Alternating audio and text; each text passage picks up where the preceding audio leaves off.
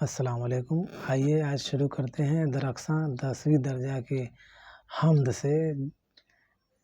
حمد کے معنی ہوتے ہیں ایسی نظم جس میں خدائے رب العزت کی صفات بیان کی جائے، یعنی خدائے رب العزت کی شان بتائی جاتی ہے۔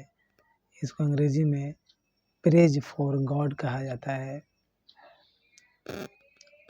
اور درخشاں چیپٹر میں حمد خدائے عز و جل کے لکھنے والے شبنم کمالی ہیں، جن کی پیدائش 22 جولائی 1938 بہار میں ہوئی۔ بہار کے ضلع سیتامڑھی جو پوکھریرا گاؤں ہے۔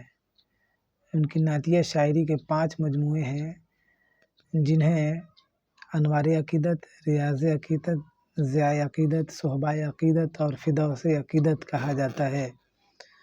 تو چلیے ان 5 نعتیہ شاعری کے مجموعوں کو ہم کیسے یاد کریں گے؟ تو آپ کے گاؤں میں کوئی نہ کوئی انوار نام کا لڑکا ہوگا، تو اس سے انوار عقیدت ہو جائے گا۔ کسی نہ کسی کا نام ریاض ہوگا، اس سے ریاض عقیدت ہو جائے گا۔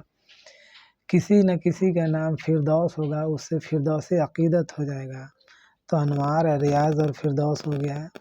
بات آتی ہے ضیاء عقیدت کی، تو ضیاء عقیدت، ضیاء کسی کا نام ہوگا، اس سے ضیاء عقیدت بنا لیجئے۔ اور صحابہ کا جو پلورل ہوتا ہے جمع، اسے صحبہ کہتے ہیں، تو اسے صحبہ عقیدت، یعنی انوار، ریاض، فردوس، ضیاء، صحبہ۔ شبنم کمالی کا وفات 19 اگست 2004 عیسوی کو ہوئی ہے۔ حمد خدائے عز و جل جو حمد ہے، اس کو تھوڑا سا یہ سن لیتے ہیں۔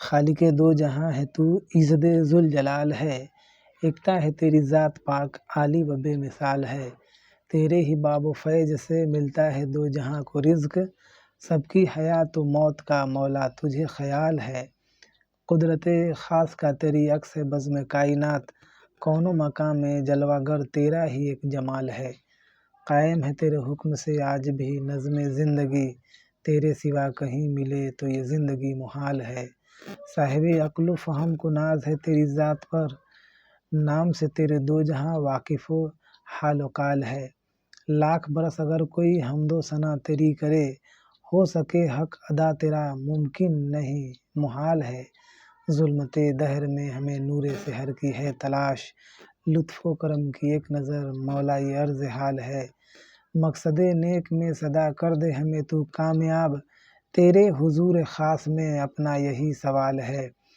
اور شبنم بے نوا کو بھی دے دے عروج بندگی، فکر و طلب کی راہ میں آج یہ پائمال ہے۔ کچھ لفظ معنی ہے، جیسے حمد کا مطلب ہوتا ہے خدا کی تعریف، عز و جل کا مطلب ہوتا ہے عزت اور بڑائی والا، ذوالجلال کا مطلب ہوتا ہے مرتبے والا، عزت والا، خالق کا مطلب ہوتا ہے مالک، پیدا کرنے والا، نظم کا مطلب ہوتا ہے انتظام، ایکتا کا مطلب ہوتا ہے اکیلا لا شریک، ثنا کا مطلب ہوتا ہے تعریف، محال کا مطلب ہوتا ہے ناممکن، امپاسبل، اسمبھو، حال و قال کا مطلب ہوتا ہے کیفیت، استھتی، سچویشن، ظلمت دہر یعنی اندھیری دنیا، ظلمت مطلب اندھیرا، دہر مانے دنیا، عروج کا مطلب ہوتا ہے ترقی، فکر کے مطلب ہوتا ہے خیال، اور بے نوا کا مطلب ہوتا ہے خاموش، بے نوا مینس خاموش۔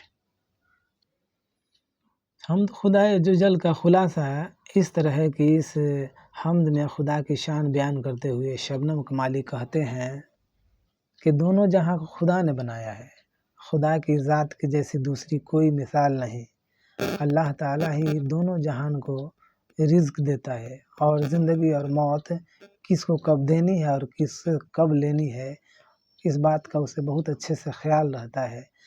آپ جہاں کھڑے ہیں، جہاں بھی ہیں، جدھر بھی ہیں، نگاہ دوڑائیے گا تو خدا کی شان کے جلوے ہر سو نظر آتے ہیں، ہر طرف نظر آئیں گے، چرند پرند، پیڑ پودے، آدمی جانور، زمین آسمان، سورج چاند ستارے، پانی ہوا،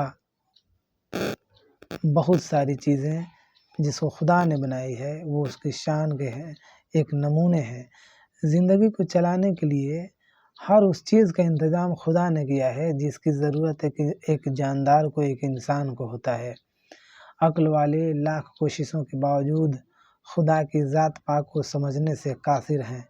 وہ نہیں سمجھ سکتے ہیں کہ خدا کی شان کریمی کتنی بڑی ہے۔ یہ انسانوں کے بس کی بات نہیں ہے، اور خدا کی جتنی شان آپ بیان کر لیجئے سب کم سے کم تر ہے۔ خدا کی مہربانی کی نگاہ اگر بندوں پر پڑ جائے تو وہ دین و دنیا دونوں میں کامیاب ہو جائے۔ اس لیے میں بھی دعا کرتا ہوں کہ جتنے بچے ابھی اس پہلا کلاس کو پڑھ رہے ہیں، اللہ تعالیٰ انہیں میٹرک ایگزام میں اچھے نمبرات سے پاس ہونے کی توفیق عطا فرمائے۔ آمین ثم آمین۔